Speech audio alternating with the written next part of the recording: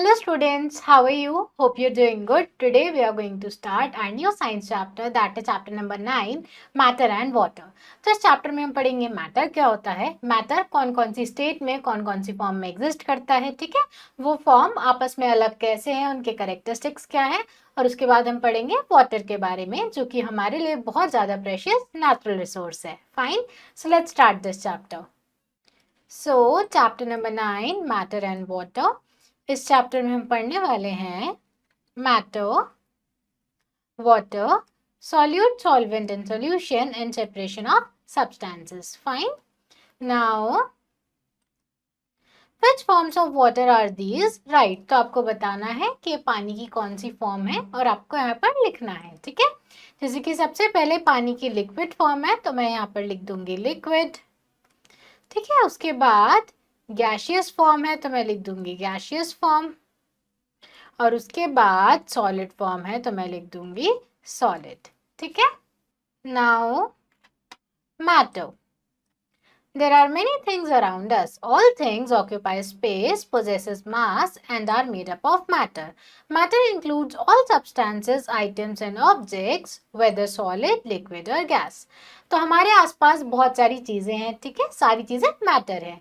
तो कोई भी ऐसी चीज़ जो कि स्पेस ऑक्यूपाई कर रही है, जिसका कोई मास है, वो मैटर कहलाएगा. और हमारे आसपास हम जितनी चीज़ें देख रहे हैं वो मैटर से ही मिलकर बनी है, ठीक है. Some matter like a plant or table is visible while some matter like air is invisible. तो सबसे पहले तो मैटर की 3 स्टेट हो सकती है, 3 फॉर्म हो सकती है, सॉलिड, लिक्विड और gas.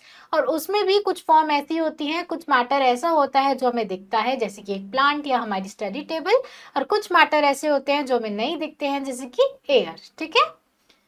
The amount of space that matter takes is called its volume. All matter has volume because it occupies some space. Matter has weight also. It is because matter is made up of very small particles. These particles are called molecules. तो कोई भी अगर matter है वो कोई ना कोई space occupy करेगा, तो वो जो स्पेस ऑक्यूपाई करता है, जो अमाउंट ऑफ स्पेस ऑक्यूपाई करता है, हम उसको वॉल्यूम बोलते हैं, ठीक है. तो सब मैटर का कोई ना कोई वॉल्यूम होता है क्योंकि सब मैटर स्पेस ऑक्यूपाई कर रहे हैं. और मैटर का वेट भी होता है. वेट क्यों होता है? क्योंकि मैटर छोटे छोटे पार्टिकल से मिलकर बना है और उन पार्टिकल्स को बोलते हैं हम मॉलिक्यूल्स, ठीक है. Molecules are too small to be seen with the naked eyes. Millions of molecules make up a particular thing. The molecules of different objects are different. Molecules are further made up of even smaller particles called atoms. तो बहुत सारे molecules होते हैं. सबसे पहले तो molecules को अपनी आंखों से नहीं देख सकते हैं, नेकेड आई से नहीं देख सकते हैं क्योंकि वो बहुत छोटे होते हैं. और ये मॉलिक्यूल्स भी और छोटे पार्टिकल से मिलकर बने होते हैं जिनको हम एटम्स बोलते हैं. और अगेन ये एटम नेकेड आइज को विजिबल नहीं होते हैं, इनको देखने के लिए माइक्रोस्कोप का यूज करना पड़ता है, ठीक है. Now states of matter. अब मैटर कौन कौन सी स्टेट्स में एग्जिस्ट करता है? Matter exist in 3 state, solid, liquid and gas. तो मैटर 3 स्टेट में एग्जिस्ट करता है, सॉलिड, लिक्विड और गैस में. सबसे पहले हम पढ़ रहे हैं सॉलिड्स के बारे में. They are usually hard and have a fix shape. For example, book, chair, pen, brick, etc. are solid. The molecules in a solid are closely packed. This is the reason why solids have definite shape and volume. तो molecules जो solid में होते हैं वो पास पास होते हैं. तो solid ज़्यादातर क्या होते हैं? हार्ड होते हैं. उनकी जो शेप है वो फिक्स्ड रहती है. जैसे आप अपने आसपास अपनी पेंसिल, चेयर, टेबल देख पा रहे हो, सब सॉलिड है. उसके मॉलिक्यूल्स पास पास है इसलिए उसकी शेप फिक्स्ड है. क्योंकि मॉलिक्यूल पास है, शेप फिक्स्ड है, इसलिए उसकी वॉल्यूम भी फिक्स्ड है, ठीक है. Some solids can change their shape if we apply force on them. For example, dough can be rolled out into chapatis and mud can be cast into bricks. कुछ solid अपनी shape तब change कर सकते हैं जब हम उन पर कोई फोर्स लगाएं, ठीक है. जैसे कि जब आटा होता है तो हम उससे रोटी बना सकते हैं फोर्स लगाकर, और ऐसे ही मिट्टी से हम कुछ बर्तन बना सकते हैं, मिट्टी को शेप दे सकते हैं. Fine. Now one info check is given to us. Ice की डेंसिटी वाटर से कम होती है, आइस लेस डेंस होती है वाटर से. इसी वजह से जो आइस है वो पॉन्ड्स और आइसबर्ग के सरफेस पर फ्लोट करती है, ठीक है. Now liquids.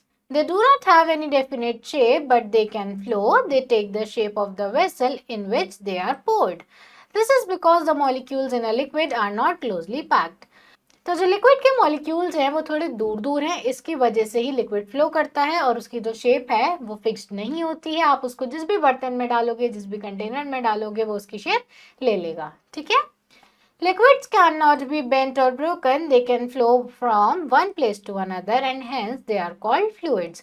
Liquid को हम bend नहीं कर सकते हैं, break नहीं कर सकते हैं और वो एक जगह से दूसरी जगह पर flow कर सकते हैं, इसलिए हम उनको fluids भी बोलते हैं। Liquids occupy space and move freely. They have definite volume. Liquid जो है space occupy करते हैं, freely move करते हैं और definite volume भी occupy करते हैं, ठीक है। Now next is gases. In case of gases, the molecules are very loosely packed. They are far apart from each other. This is why a gas moves about freely in all the space that it finds. तो अब जो gas के particles हैं वो और ज़्यादा loosely packed हैं और दूर दूर हैं, इसलिए गैस आराम से उड़ सकती है, जितना चाहे उतना स्पेस ऑक्यूपाई कर सकती है, ठीक है। A gas has no definite shape or volume. It can be filled in a balloon. When you let the air out of balloon, it spreads all over the room. Cooking gas comes in cylinders. Air that surrounds the earth is a mixture of several gases like oxygen, nitrogen, carbon dioxide and many others. Gases cannot be seen. It has no color. It can flow freely in all directions. ना तो gas की shape fixed होती है, ना volume fixed होता है। अगर आप उसको एक बैलून में डालोगे, वो बैलून के अंदर की जगह फिल कर लेगा। बैलून से आप गैस को बाहर निकाल दोगे तो वो रूम में जगह को फिल कर लेगा, ठीक है। तो उसकी वॉल्यूम और शेप दोनों ही फिक्स्ड नहीं है, क्योंकि उसके पार्टिकल्स बहुत ज़्यादा लूजली पैक्ड हैं, वो ईजिली फ्लो करती है। फाइन। और हमारी अर्थ के अराउंड भी एक लेयर है गैसेस की, जिसको हम एटमॉस्फेयर बोलते हैं। तो वो एटमॉस्फेयर बहुत सारी गैसेस का मिक्सचर है, जैसे कि oxygen, carbon dioxide, nitrogen. Fine. और गैसेस को हम देख नहीं सकते हैं, गैसेस को सिर्फ हम फील कर सकते हैं। ना गैसेस का कोई टेस्ट होता है, ना कोई स्मेल होती है, और गैसेस सब डायरेक्शन में मूव करती है, ठीक है। Interchange of states. अब हम इन स्टेट्स को आपस में चेंज कर सकते हैं। ये जो स्टेट है इंटरचेंजेबल है। Matter can change it's state from one two another. तो मैटर अपनी स्टेट को एक स्टेट से दूसरी स्टेट में चेंज कर सकता है। Ice is a solid. In other words it is in the solid state of water. जैसे कि आइस एक सॉलिड है, तो ये सॉलिड स्टेट ऑफ वाटर है। On heating it changes into liquid water. Heating के ऊपर ये वाटर में लिक्विड में चेंज हो जाती है। This process is called melting. If we continue to heat the water, it will change into gas. In the case water vapor, this process is called evaporation. अब जो पानी मेल्ट हुआ है, मैं उसको और ज़्यादा हीट दूँ तो क्या होगा, उस पानी में वेपर्स बन जाएगी, वाटर वेपर्स बन जाएगी, और इसी प्रोसेस को हम बोलते हैं इवेपोरेशन, ठीक है। We like different kinds of ice cream. These are made of liquids like milk and water. When liquid freeze, they become solid. हमें अलग अलग तरह की आइसक्रीम पसंद है। तो आइसक्रीम किससे मिलकर बनती है? वाटर और मिल्क जैसी चीज़ों से। तो हम क्या करते हैं, वाटर और मिल्क को फ्रीज कर देते हैं, तो सॉलिड फॉर्म बन जाती है और हमें आइसक्रीम मिल जाती है। फाइन। Now infotech. एक सॉल्यूशन अपने अंदर जब कोई चीज डिसॉल्व नहीं कर सकता है तो हम उसको क्या बोलते हैं, सैचुरेटेड सॉल्यूशन बोलते हैं। फाइन। अब नाउ इंटरचेंज ऑफ स्टेट। जब हम देखते हैं स्टेट कैसे इंटरचेंज होती है। सबसे पहले तो जब आप सॉलिड को हीट करते हो तो वो लिक्विड बन जाता है, लिक्विड को हीट करते हो तो वो गैस बन जाता है, और इस प्रोसेस को बोलते हैं हम इवेपोरेशन। उसके बाद जब आप इस गैस को कूल करते हो तो वापस लिक्विड बन जाता है, इस प्रोसेस को हम बोलते हैं condensation.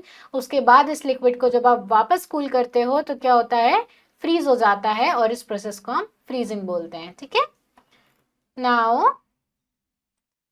this process is called freezing. When a gas cools, it changes into liquid. This process is called condensation. Heating and cooling cause important changes in state of matter. The change of water into ice is a physical change. During this change, only the arrangement of molecules in the matter is changed. If we burn a piece of paper, it will change into ash. Ash is a completely different matter. In this type of change, new molecules are formed. Such a change is a chemical change. तो हमने देखा जब हम किसी चीज को freeze कर देते हैं तो वो सॉलिड फॉर्म में बदल जाती है, ठीक है। लिक्विड को आप फ्रीज कर दो, फ्रीजिंग होगी, सॉलिड फॉर्म में बदल जाएगा वाटर। और ऐसे ही जब आप वाटर वेपर को कूल करोगे तो उससे क्या होगा, वाटर बन जाएगा। इस प्रोसेस को हम कंडेंसेशन बोलते हैं। तो हम हीट से या फिर कूलिंग से मैटर की स्टेट को चेंज कर सकते हैं, ये हमने अभी पढ़ा। और जब हम मैटर की स्टेट को चेंज कर रहे हैं तो वो एक फिजिकल चेंज है, क्योंकि सिर्फ मॉलिक्यूल्स का अरेंजमेंट चेंज हो रहा है हीट या फिर कोल्ड की वजह से। फाइन। बट जब हम एक पेपर को बर्न करते हैं, वो पेपर राख में बदल जाता है, ऐश में बदल जाता है, तो पेपर से एक नया प्रोडक्ट फॉर्म हुआ, ऐश फॉर्म हुआ, तो इस केस में ये केमिकल चेंज है, ठीक है। Now tick the correct type of change for each, आपको बताना है कौन सा चेंज है। जैसे फ्राइंग पोटैटो एक केमिकल चेंज है, क्रैकिंग बिस्किट एक फिजिकल चेंज है, बर्निंग क्रैकर्स भी केमिकल चेंज है, बॉइलिंग वाटर एक फिजिकल चेंज है और आइस मेल्टिंग भी एक फिजिकल चेंज है, ठीक है। नाउ वाटर, अब हम पढ़ने वाले हैं हमारी बहुत इंपॉर्टेंट प्रेशियस नेचुरल रिसोर्स के बारे में, जो है water. Water is most abundant substance on earth. Water covers over 70% of earth's surface. Water is present in seas, ocean, lakes, ponds, etc. Water is also found underground and in air too. Our body also contains water. तो water जो है सबसे ज्यादा अब्यूंडेंट है हमारी अर्थ पर, सबसे ज्यादा पाया जाने वाला सब्सटेंस है।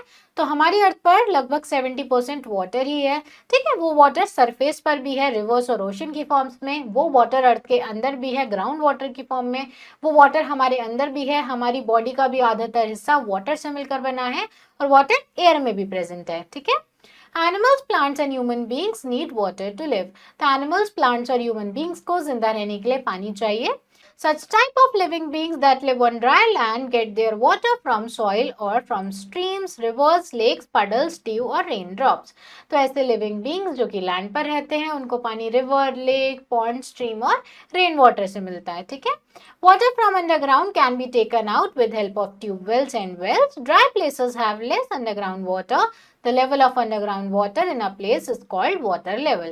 तो वाटर हम अंडरग्राउंड से भी निकाल सकते हैं, ग्राउंड के अंदर से भी निकाल सकते हैं, पंप्स और ट्यूबवेल्स की हेल्प से, ठीक है। वेल्स बनाए जाते थे पहले के टाइम में, ऐसे ही आज के टाइम में पंप्स यूज किए जाते हैं, ट्यूबवेल यूज किए जाते हैं।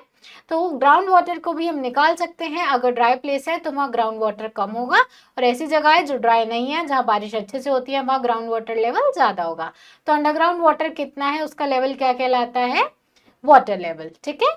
Now drinking water, drinking water must be clean, colorless and without smell. Water may contain germs which make us sick, therefore it is necessary to drink safe water. तो drinking water साफ होना चाहिए, उसमें कोई colour नहीं होना चाहिए, कोई स्मेल नहीं होनी चाहिए। पानी में जर्म्स हो सकते हैं, उन जर्म्स से हमें बीमारियां हो सकती है, इसलिए हमें हमेशा साफ पानी पीना चाहिए, ठीक है। The water of river, lakes and ponds is not safe for drinking because when rainwater runs on ground, many impurities and harmful germs get mixed with it. तो रिवर, लेक और पॉन्ड का जो पानी है पीने के लिए सेफ नहीं होता है, क्योंकि जब रेन वाटर सरफेस पर आता है तो वो डस्ट, डर्ट और जर्म के साथ मिक्स हो जाता है और पीने के लिए सेफ नहीं रहता है, ठीक है। The water which gets absorbed by soil gets purified as it goes down through different layers of soil. So underground water such as well water and hand pump water is fit and safe for drinking. पर जो underground water होता है, जो soil के अंदर से होते हुए ग्राउंड के अंदर जाता है, वो पीने के लिए बिल्कुल सेफ होता है। ऐसा क्यों है, क्योंकि जब वो ग्राउंड के अंदर जाता है तो वो सॉइल की अलग अलग लेयर से होकर गुजरता है, जिस लेयर में वो पानी फिल्टर हो जाता है, तो ऐसा वेल का पानी या हैंडपंप का पानी पीने के लिए सेफ होता है। Fine. Now impurities in water, पानी के अंदर कौन कौन सी इम्प्योरिटीज हैं। Nearly 3/4 of total surface of earth is covered with water. Different materials are carried by water. Some materials dissolve in water while others are insoluble. As the water flows, it carries with it mud and sand particles along with disease causing germs. Hence water becomes impure. तो हमारी अर्थ पर 3/4 जो surface है वो पानी से ही covered है, ठीक है, पानी से मिलकर बना है। पर जब ये पानी हमारे सरफेस पर होता है तो ये अपने साथ बहुत सारे डर्ट, जर्म, डस्ट, सैंड लेकर जाता है, ठीक है। इसमें डिजीज कॉजिंग जर्म्स भी होते हैं, इसलिए ये इम्प्योर बन जाता है, ठीक है। सॉल्यूट, सॉल्वेंट एंड सॉल्यूशन, अब जो पानी है उसमें जो गंदगी है कुछ सॉल्यूबल होगी, ठीक है, कुछ पानी के अंदर मिल सकती है, और कुछ इनसॉल्यूबल होगी जो कि पानी के अंदर डिसॉल्व नहीं हो सकती है। तो हम देखते हैं कि सॉल्यूट, सॉल्वेंट और सॉल्यूशन क्या है। Take a glass of water and pour 1 teaspoon of salt in it. What do you observe? You will notice that it gets dissolved in water. The solid that dissolve in water are known as solutes. ठीक है? For example, salt and sugar, the liquid in which solute dissolve is known as solvent. The liquid that we get by mixing solute and solvent is known as solution. तो आप एक गिलास पानी लो, उसमें 1 चम्मच नमक डाल दो, ठीक है। तो आप क्या देखोगे, थोड़े टाइम बाद नमक वहां से गायब हो गया है। तो नमक कहाँ गया, नमक पानी के अंदर घुल गया। तो कोई भी ऐसी चीज जो कि पानी के अंदर घुलती है उसको हम क्या बोलते हैं, हम उसको बोलते हैं सॉल्यूट। और जिस चीज के अंदर ये सॉल्यूट घुल रहा है उसको हम सॉल्वेंट बोलते हैं। जैसे कि यहाँ पर पानी सॉल्वेंट है और सॉल्यूट और सॉल्वेंट मिलकर क्या बनाते हैं, सॉल्यूशन बनाते हैं। जैसे कि यहाँ सॉल्ट वाटर सॉल्यूशन बना है, ठीक है। For example, we make sugar in hot milk. Sugar is solute, the milk is solvent and mixture of both is solution. जैसे हम गर्म दूध पीते हैं तो उसमें चीनी डाल लेते हैं, तो चीनी क्या है, सॉल्यूट है, जो गर्म दूध है वो सॉल्वेंट है, और चीनी और दूध का जो कॉम्बिनेशन है वो सॉल्यूशन है, ठीक है। आप यहाँ देख सकते हो सॉल्यूट प्लस सॉल्वेंट क्या बनाता है, मिलकर सॉल्यूशन बनाता है। Now separation of substances. अब हम सब्सटेंसेस को सेपरेट कैसे कर सकते हैं। There are two kind of substances. तो सब्सटेंसेस दो तरह के होते हैं, सॉल्युबल सब्सटेंसेस और इनसॉल्युबल सब्सटेंसेस, ठीक है। Soluble substances are those that dissolve completely in water like salt and sugar. तो soluble substance वो होते हैं जो पानी के अंदर पूरी तरह घुल जाते हैं, जिसकी salt और sugar. Insoluble are those that do not dissolve completely in water like sand and chalk. Insoluble substance वो होते हैं जो पानी के अंदर पूरी तरह नहीं घुलते हैं, जैसे कि chalk और sand. There are many ways by which we can separate substances from a solution. और बहुत सारे तरीके हैं जिनसे हम substances को solution में से separate कर सकते हैं. Let's learn about some of them. तो अब हम उनमें से कुछ चीजों के बारे में पढ़ते हैं. Take a salt solution and heat it. On heating, the water evaporates in form of water vapors and soil particles are left behind. Hence, to separate soluble substances, we can heat them. तो आप क्या कर सकते हो soluble substance को अलग करने के लिए, सॉल्युबल सब्सटेंस वाला वो सॉल्यूशन ले लो, उसको हीट कर दो, तो जो पानी है वाटर वेपर की फॉर्म में उड़ जाएगा, ठीक है, और जो सॉल्ट है वो पीछे रह जाएगा। तो ऐसे हमने सॉल्ट को वाटर से अलग कर दिया।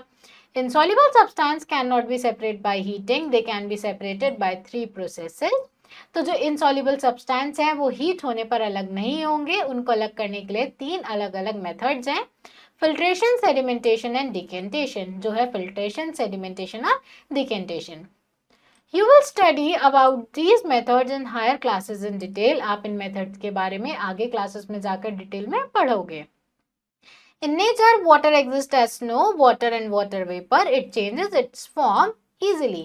और नेचर में जो वाटर है, स्नो, वाटर और वाटर वेपर की फॉर्म में एग्जिस्ट करता है और अपनी फॉर्म चेंज कर सकता है, ठीक है। नाउ इन्फोचेक। सॉल्यूशन को पास किया जाता है फिल्टर पेपर के थ्रू, जिससे हम इनसॉल्युबल सब्सटेंसेस को सेपरेट कर सके, और इस प्रोसेस को बोलते हैं हम फिल्ट्रेशन। सेडिमेंटेशन और डिकेंटेशन में क्या होता है, सॉल्यूशन को हम छेड़ते नहीं है, ऐसे ही रख देते हैं चुपचाप, तो जो सॉल्यूट है वो तो नीचे जम जाता है, तो उसको बोलते हैं हम सेडिमेंटेशन। और सॉल्वेंट ऊपर से हम अलग कर लेते हैं, दूसरे कंटेनर में डाल लेते हैं, जिसको बोलते हैं डिकेंटेशन, ठीक है। तो ये हो गया हमारा sedimentation and decantation. Now due to heat of sun, water and rivers, sea etc. change into water vapor. This process is called evaporation. तो सन की हीट की वजह से जो रिवर, सीज और ओशन में पानी होता है वो इवेपोरेट हो जाता है। इस प्रोसेस को हम इवेपोरेशन बोलते हैं। Water evaporates faster when air is dry, the wind is strong and temperature of the surroundings is high. तो वाटर जल्दी इवेपोरेट होता है जब आसपास की एयर ड्राई होती है, विंड स्ट्रांग होता है, टेम्परेचर भी ज्यादा होता है। When water vapor goes into atmosphere, it forms cloud. These water vapor cool and come down as rain. The process of change of water vapor into water is called condensation. Sometimes water vapor also forms snow, frost, fog, etc. तो जो water है evaporate होकर cloud बन जाता है। ये जो cloud है जब होल्ड नहीं कर पाता है वाटर को, और तो ये पानी अर्थ पर आ जाता है रेन की फॉर्म में, ठीक है। और एक ऐसा प्रोसेस जिसमें वाटर वेपर ठंडी होकर वाटर बनती है उसको हम कंडेंसेशन बोलते हैं, ठीक है। कई बार वाटर वेपर स्नो, फ्रॉस्ट और मिस्ट की फॉर्म में भी हमें देखने को मिलती है। Now when a thick cloud of water drops is formed immediately above land or water, it is called fog. एक thick cloud water का जब land के ऊपर बनता है तो हम उसको fog बोलते हैं। Sometimes water vapor in the atmosphere condenses and settle as droplets on the ground. We call this dew. कई बार water vapor atmosphere में condense हो जाती है, settle हो जाती है आसपास की चीजों पर, उसको हम dew बोलते हैं। When the dew freezes, it's form white crystals called frost. जब ये dew freeze होती है तो white color के crystals बनाती है, जिसको हम frost बोलते हैं। When it is very cold, the water vapor freezes in air and falls down as soft white flakes known as snow. जब बहुत ज्यादा ठंड होती है तो वाटर वेपर फ्रीज हो जाती है और आती है स्नो की फॉर्म में, ठीक है। When raindrops freeze and fall on earth as small pellets of ice, they are called hail. जब रेन वाटर ड्रॉप्स फ्रीज हो जाती हैं, ठीक है, छोटे छोटे बर्फ के गोले बन जाते हैं तो उसको हेल बोलते हैं। फाइन। Now synopsis. अब तक हमने जो भी पढ़ा एक बार उसको रिवाइज कर लेते हैं। कोई भी चीज जिसके पास मास है वो स्पेस ऑक्यूपाई करता है, उसको मैटर बोलते हैं। मैटर 3 स्टेट में एग्जिस्ट करता है, सॉलिड, लिक्विड और गैस में। मैटर छोटे छोटे पार्टिकल से मिलकर बना है जिनको मॉलिक्यूल्स बोलते हैं। मॉलिक्यूल्स और छोटे पार्टिकल से मिलकर बने हैं जिनको हम एटम्स बोलते हैं। उसके बाद मॉलिक्यूल्स का अरेंजमेंट इन्फ्लुएंस करता है किसी सब्सटेंस की प्रॉपर्टीज को। 3 स्टेट है मैटर की जो कि आपस में इंटरचेंजेबल है। उसके बाद सॉलिड जो कि एक लिक्विड में डिसॉल्व होता है उसको हम बोलते हैं सॉल्यूट। लिक्विड जिसमें वो डिसॉल्व हो रहा है उसको हम बोलते हैं सॉल्वेंट, और जो रिजल्टिंग लिक्विड बन रहा है उसको हम बोलते हैं सॉल्यूशन। और जो क्वालिटी है सॉल्युबल होने की वो कहलाती है सॉल्युबिलिटी, ठीक है। उसके बाद सॉल्यूट जल्दी डिसॉल्व होता है वाटर में जब उसके कंटेंट्स को हम स्टिर करते हैं या फिर जब टेम्परेचर बढ़ाते हैं हम। जो सब्सटेंस है वो पूरी तरह डिसॉल्व हो जाता है वाटर में, उसको हम सॉल्युबल सब्सटेंस बोलते हैं। तो सब्सटेंस पानी में इजीली डिसॉल्व नहीं होता है उसको हम इनसॉल्युबल सब्सटेंस बोलते हैं।